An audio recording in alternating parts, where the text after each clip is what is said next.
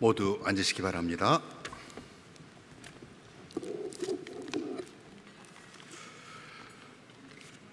주님이 주시는 은총과 평화가 우리와 함께 하시기를 빕니다. 벌써 여름이 온 듯 연일 무서운 날씨가 이어지고 있습니다. 많이 덥지요. 그래도 때때로 바람이 불어와 이마에 흐른 땀을 씻어주고 비가 내려 나뭇잎마다 푸르름이 짙어가고 있는 계절입니다. 성사무 3주를 맞는 우리의 믿음도 성령의 단비를 머금고 성큼 자랄 수 있었으면 좋겠습니다. 지난 한 주간도 여러 혼란스러운 일들로 인해 마음 둘 곳 없는 우리들에게 오늘 시편 시인이 하느님 당신 사랑 그지 없으시오니 당신 구원의 진실함을 나에게 들려주소서 부르는 노래가 주님 앞에 나와 예배 드리는 우리 모두의 마음이기를, 그리고 두려워 말라 하시는 주님의 음성이 세상을 힘들게 살아가는 모든 이들에게 위로가 되고 용기가 되기를 바랍니다. 성부와 성자와 성령의 이름으로 말씀드립니다.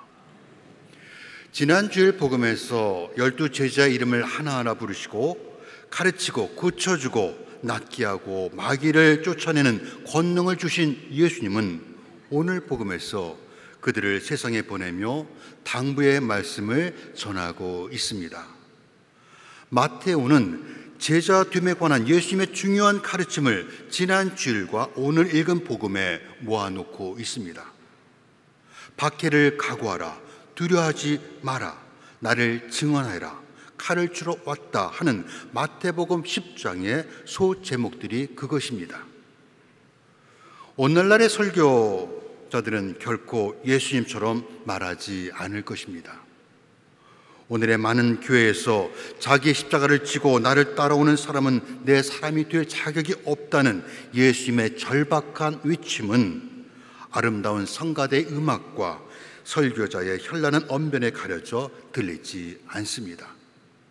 대신 설교자들은 설탕이 잔뜩 발라진 값싼 복음과 보석으로 치장된 거짓 십자가를 선전합니다. 반면 예수님은 제자들에게 하나님께서 맡겨주신 특별한 사명에 헌신하라고 초대하시면서 제자들이 세상에서 마주하게 될 위험에 대해 감추지 않습니다. 예수님은 제자들을 세상에 보내시며 어떤 사람은 너희를 환영할 것이지만 대부분의 사람들에게 저항을 불러일으킬 것이며 너희는 그들의 표적이 될 것이라고 경고합니다. 복음 그 자체가 가지고 있는 자유로움과 진취성으로 인해 필연적으로 복음은 세상 권세와 충돌하게 됩니다. 최초의 그리스도인들은 주 315년 로마 황제 콘스탄티누스에 의해 기독교가 공인받기 전까지 3중의 박해를 받았습니다. 로마의 박해, 유대 종교의 박해, 그리고 가족의 반대입니다. 예수님은 요한복음에서 세상이 너희를 미워하거든 너희보다도 나를 먼저 미워했다는 것을 알아두어라 말씀하신 것을 오늘 복음에서는 제자가 스승보다 더 높을 수 없고 주인보다 더 높을 수 없다고 바꾸어 말씀합니다. 둘은 다른 것 같지만 같은 말입니다. 스승의 박해를 받으면 그 제자도 박해를 받을 것이라는 의미입니다. 십자가가 예수님 앞에 놓여 있었지만 피해 가실 수 있었습니다. 그랬다면 제자들도 안전했을 것입니다. 그러나 예수님은 그렇게 하지 않으셨습니다. 제자들처럼 우리도 종종 복음을 전하라는 예수님의 명령에 거절과 갈등이 두려워 입을 굳게 다물고 안전한 침묵 속에 숨어듭니다. 그런 우리에게 예수님은 두려워하지 마라, 감추인 것은 드러나게 마련이다, 내가 어둠에서 말하는 것을 너희는 밝은 데서 말하고 귀에 대고 속삭이는 말을 지붕 위에서 외쳐라 말씀합니다. 콘스탄티누스 이후 시대를 살아가는 우리의 대부분은 신앙 때문에 박해를 받지 않습니다. 목숨을 걸지 않고도 신앙을 할 수 있게 된 것은 초대 그리스도인들이 그토록 바랐던 크나큰 은총입니다. 그러나 우리 역시 세속화된 세상에서 예수님을 따르는 것이 점점 더 어려워지고 반문화적인 것이 되리라는 것을 알고 있습니다.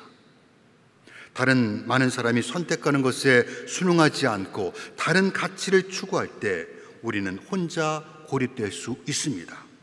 우리는 그것을 두려워합니다. 그럴 때 예수님은 두려워하지 말라고 말씀합니다. 제자들이 모두 떠났을 때 예수님은 혼자였습니다. 그분은 대제사장 앞에 홀로 서셨고 빌라도와 헤로데 앞에서도 혼자였으며 홀로 십자가에 달리셨습니다. 하나님의 약속을 신뢰하는 사람만이 그렇게 할 수 있습니다. 그 예수님을 부활절 아침 하나님은 죽음에서 일으키셨습니다. 우리는 계급과 인종, 증오와 차별이 가득한 세상에 때로는 홀로 서도록 부름받았습니다. 그러나 우리는 예수님처럼 홀로 서지 않을 것입니다. 우리 옆에는 앞서 이 모든 일을 겪으신 그분이 함께 서 계십니다. 예수님은 누구든지 사람들 앞에서 나를 안다고 증언하면 나도 하늘에 계신 내 아버지 앞에서 그를 안다고 증언하겠다 약속하셨습니다. 대부분의 그리스도인은 세상에 분열을 주는 회개를 외치는 것보다 화해의 메시지를 전하는 것을 선호합니다. 그래서 고린도후서 5장에 하나님께서는 그리스도를 내세워 우리를 당신과 화해하게 해주셨고 또 사람들은 당신과 화해시키는 임무를 우리에게 주셨습니다라는 구절을 좋아합니다. 갈등과 분열의 중심에 서고 싶지 않기 때문입니다. 100번을 양보해서 우리가 전하는 복음의 메시지가 세상에 분열을 만들고 저항을 일으킨다는 것은 어렴풋이 이해할 수 있습니다.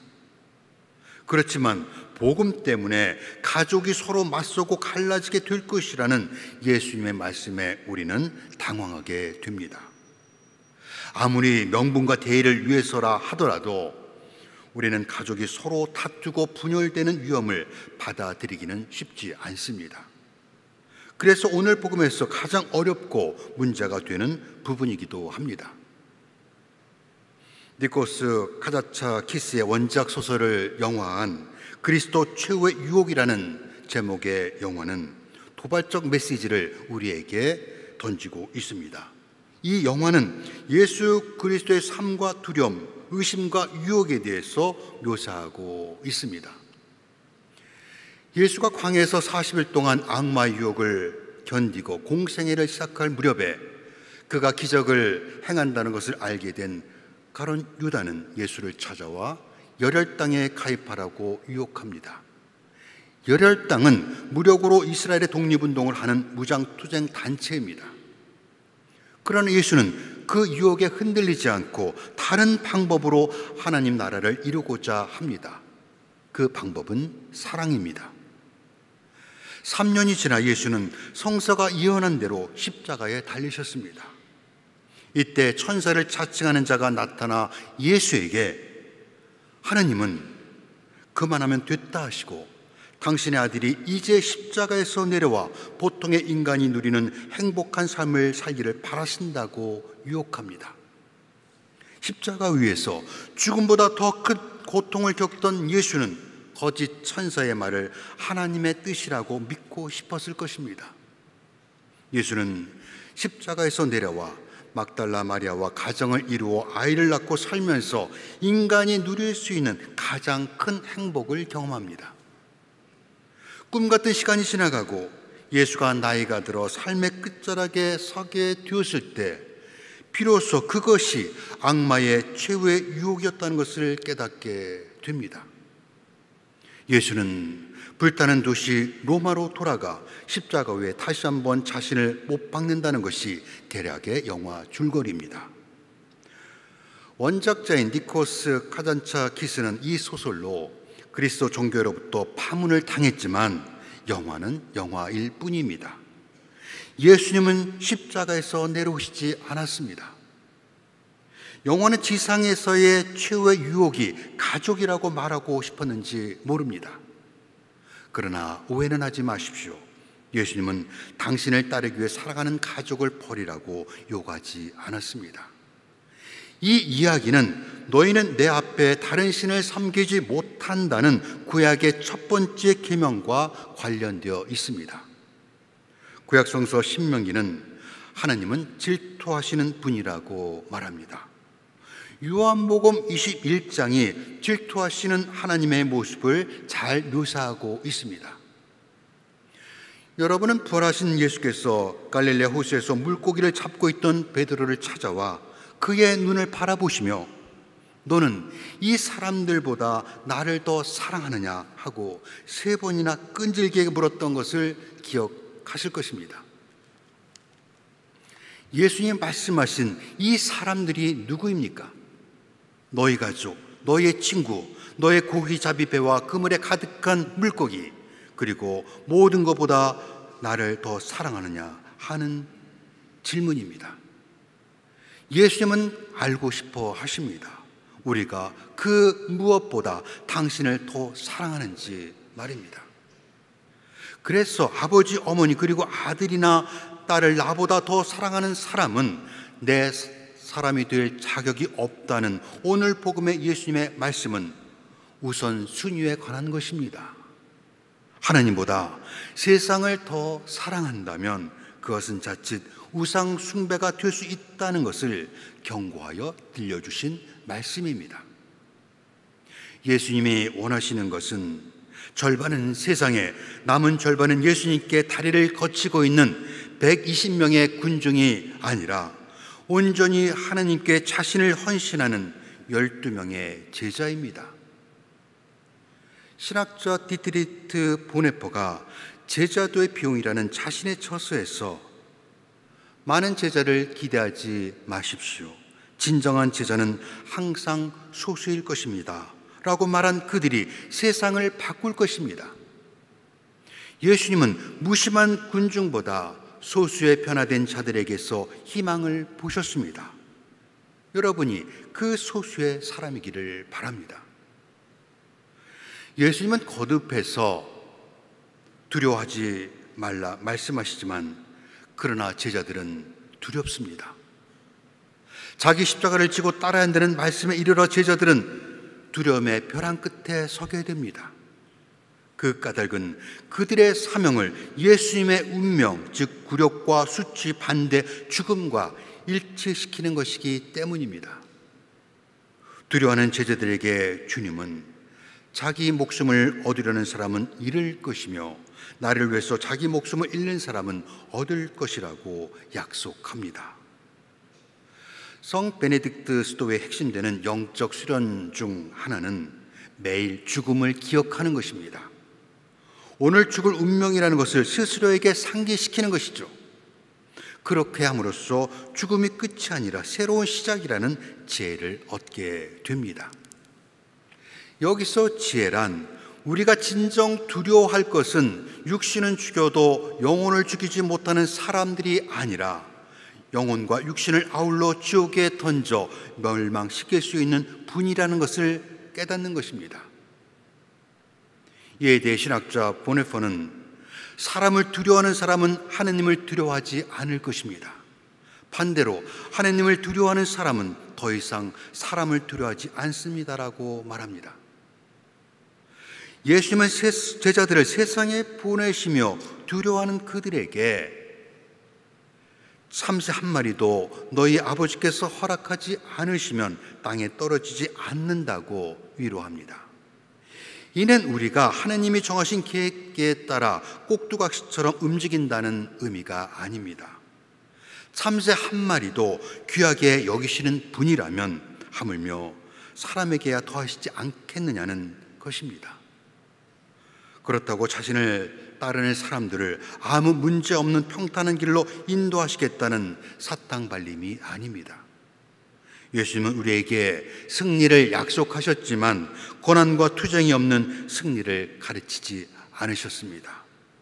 하지만 우리는 어떤 경우에도 우리가 하나님의 손안에 있다는 것을 알고 있습니다. 오늘 우리는 일독서로 예레미야를 읽었지만 창세기의 말씀을 선택할 수 있게 되어 있습니다. 그 창세기에는 하갈의 이야기가 담겨 있습니다. 하갈의 이야기는 역경 중에도 우리를 도우시는 하나님의 은혜를 보여줍니다. 하갈은 아기를 갖지 못하는 사라의 요청으로 아브라함과 사이에 아들 이스마엘을 낳았습니다. 뒤늦게 아들 이삭을 갖게 된 사라는 이스마엘이 행여 이삭을 제치고 상속자가 될 것이 두려워 하갈과 이스마엘을 광야로 쫓아냈습니다. 하갈은 광야에 주저앉아 갈증과 굶주림에 울고 있는 아들을 그저 바라보기만 합니다. 아이의 울음소리를 들으신 하나님은 하갈에게 걱정하지 마라. 하나님께서 내 아들의 울부짖는 소리를 들으셨다 말씀합니다. 그 소리에 하갈이 눈을 뜨니 샘이 보였습니다. 우리도 하갈과 이스마엘처럼 의지와 상관없이 광야로 내쫓길 때가 있을 것입니다. 그러나 하나님의 은혜가 우리보다 앞서 거기에 있다는 것을 발견하게 됩니다. 하나님은 우리가 어디로 향해야 할지 모를 때 길을 보여주시고 우리 스스로 도울 수 없을 때 도와주시며 우리가 슬플 때 같이 슬퍼하고 기도할 때 함께 기도하며 기뻐할 때 기뻐해 주시기 위해 거기에 계십니다. 아버지께서는 우리의 머리카락까지도 낱낱이 다 세어두셨다는 오늘 복음의 예수님의 말씀은 하나님이 우리와 얼마나 가까이 계신지를 깨닫게 합니다. 예수님께서 십자가를 치실 수 있었던 것도 아버지 하나님께 온전히 사랑받고 있다는 믿음과 신뢰가 있었기 때문입니다. 그리스도인은 절망의 순간에도 하나님께 기대어 힘과 용기를 얻습니다. 모든 것이 드러날 것을 알기 때문입니다. 그러므로 주저하지도 말고 두려워도 말며 그렇다고 헛새를 부리지도 말고 오늘도 그리고 내일도 주님이 부르시는 생명과 평화, 사랑과 일치의 새 노래를 우리도 함께 부를 수 있기를 소망합니다. 성부와 성자와 성령의 이름으로 말씀드렸습니다.